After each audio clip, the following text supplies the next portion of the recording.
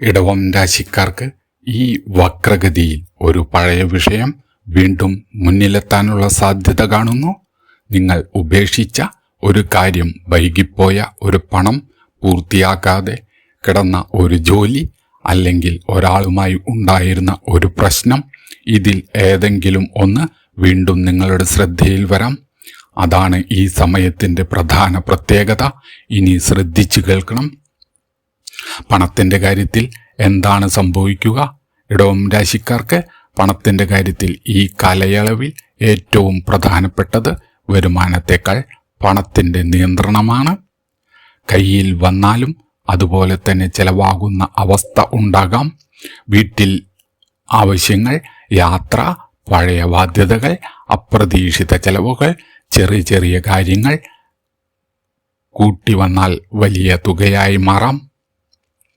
അതുകൊണ്ട് ഈ സമയത്ത് വലിയൊരു തുക കിട്ടിയാൽ ഉടൻ മറ്റൊരു കാര്യത്തിലേക്ക് മാറ്റിവെക്കാതെ ആദ്യം നിങ്ങളുടെ സാമ്പത്തിക സ്ഥിതി ഒന്ന് കണക്കുകൂട്ടുക.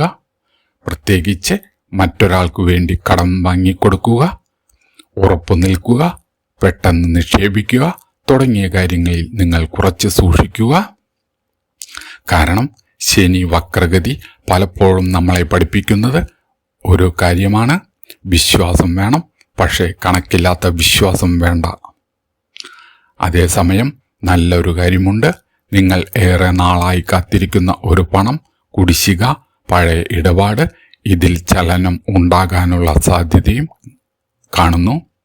പെട്ടെന്ന് ഒരു വലിയ തുക കിട്ടുന്നതിനേക്കാൾ തടഞ്ഞു കിടന്നത് പതുക്കെ തുറക്കുന്നതാണ് ഈ സമയത്തിന്റെ സ്വഭാവം.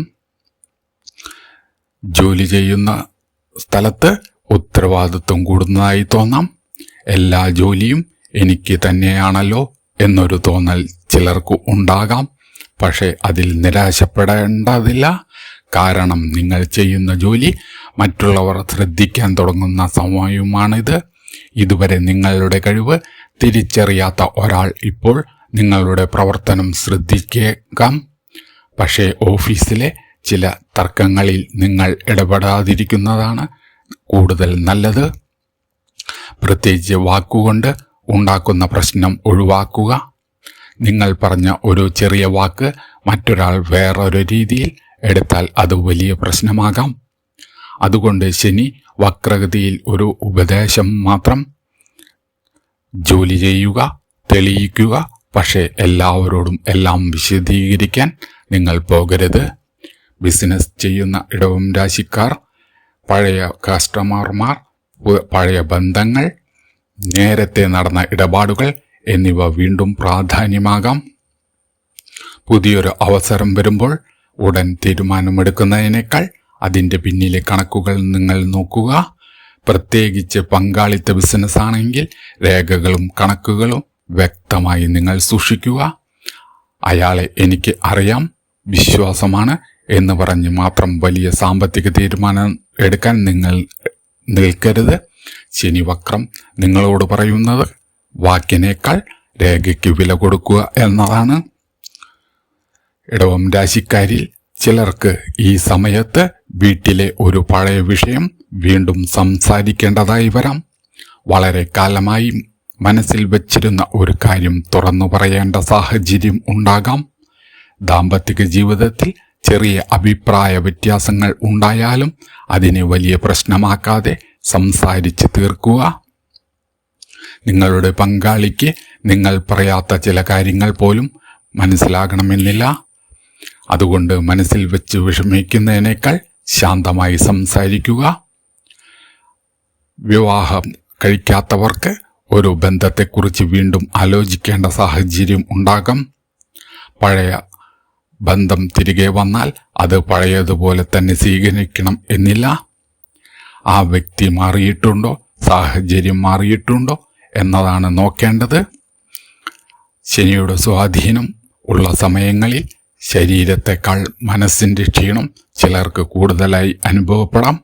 ഉറക്കക്കുറവ്, അമിതമായ ചിന്ത, ജോലിയുടെ സമ്മർദ്ദം എന്നിവ നിങ്ങൾ അവഗണിക്കരുത്. വളരെ ക്ഷീണം തോന്നിയാൽ വിശ്രമിക്കുക. നിങ്ങൾക്ക് നേരത്തെ ഉണ്ടായിരുന്ന ആരോഗ്യ പ്രശ്നങ്ങൾ ഉണ്ടെങ്കിൽ അവ അവഗണിക്കാതെ ആവശ്യമായപ്പോൾ ഡോക്ടറുടെ ഉപദേശം തേടുക.